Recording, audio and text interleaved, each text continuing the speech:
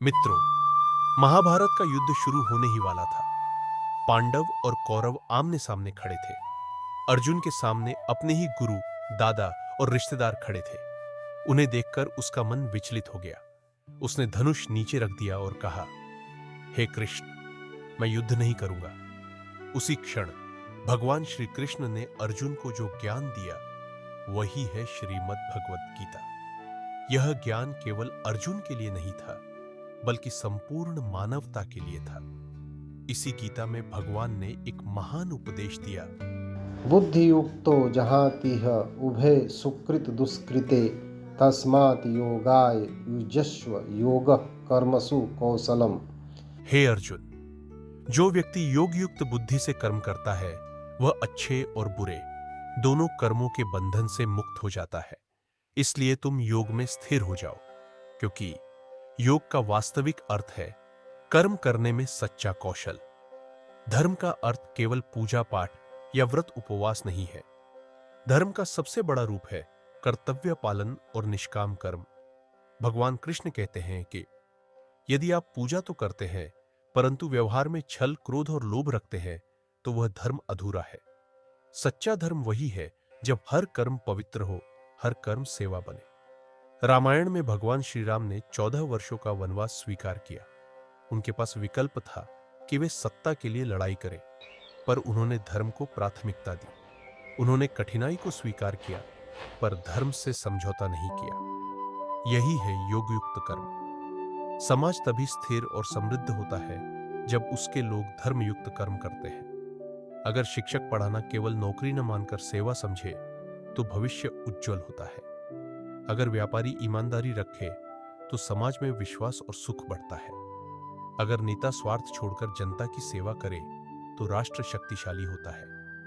महाभारत में भीष्म पितामह ने दुर्योधन की सेवा की, परंतु अंदर से वे जानते थे कि यह अधर्म है। उनकी पीड़ा यही थी कि वे कर्तव्य तो निभा रहे थे, पर धर्म के साथ नहीं। यही कारण है कि भगवान कृष्ण कहते हैं, योगः कर्मसु कौशलम। धर्म और विवेक के साथ कर्म ही सच्चा योग है। मनुष्य की सबसे बड़ी समस्या है फल की चिंता। अगर सफलता मिली तो अहंकार, अगर असफलता मिली तो निराशा। लेकिन कृष्ण कहते हैं, बुद्धियुक्तो जातिह उभे सुकृत दुष्कृते। अर्थात योगयुक्त मनुष्य अच्छे बुरे परिणामों से ऊपर उठ जाता है। एक छात्र पूरी मेहनत से पढ़ाई करता है। यदि रिजल्ट अच्छा आया तो वह प्रसन्न है।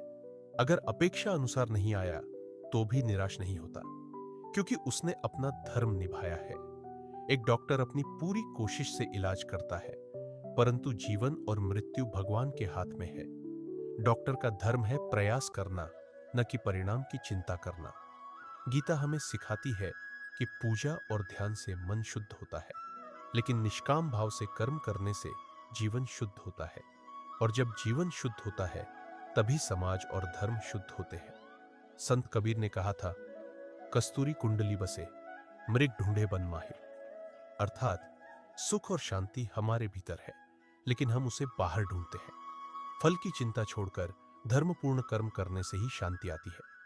आज हमारी रोज की परेशानियां, कामयाबी की चिंता, समाज में ईर्ष्या और प्रतिस्पर्धा, परिवार में झगड़े और स्वार्थ, इन सब का मूल कारण है आसक्ति और फल की लालसा।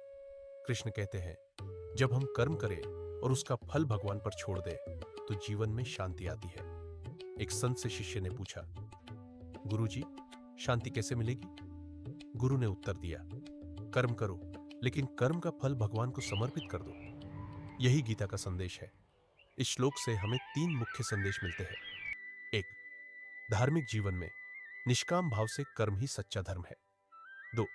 सामाजिक जीवन में सेवा, ईमानदारी और कर्तव्य पालन ही योग है। 3. व्यक्तिगत जीवन में फल की चिंता छोड़कर कर्म करते रहने से ही शांति और सफलता मिलती है। यही कारण है कि भगवान श्री कृष्ण ने कहा, योगः कर्मसु कौशलम। अर्थात धर्मपूर्वक कर्म करना ही जीवन की सबसे बड़ी कला है।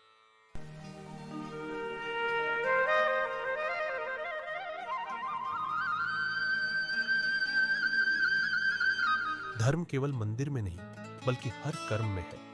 जब हम हर काम निष्काम भाव से, ईमानदारी और धर्म के साथ करेंगे, तभी सच्चे अर्थों में जीवन सफल होगा। यही गीता का अमर संदेश है, यही कृष्ण का आशीर्वाद है।